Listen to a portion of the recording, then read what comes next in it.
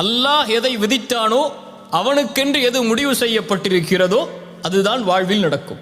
அதனால் இந்த உலகத்தில் ஒரு முஹ்சினை பொறுத்தவரை எது அவனிடத்திலிருந்து எடுக்கப்பட்டாலும், எது அவன் விரும்பியது நடக்காவிட்டாலும், அவன் தேடிய உறவு கைகூடாவிட்டாலும், அவனை பொறுத்தவரை அவன் மனதில் நினைப்பது இது அல்லாஹுடைய நாட்டத்தில் உள்ளது.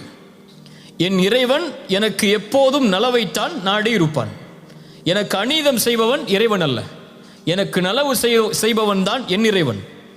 என் தாய் எனக்கு கெடுதல் நினைக்க மாட்டாள், என் தந்தை எனக்கு கெடுதல் நினைக்க மாட்டாள், என்னை நேசிக்கக்கூடியவன் எனக்கு கெடுதல் நினைக்க மாட்டான். அதுபோல்தான் என்னை படைத்தவன் இவர்களை விடவெல்லாம் மேலானவன். அவன் ஒருபோதும் எனக்கு கெடுதல் நினைத்திருக்க மாட்டான்.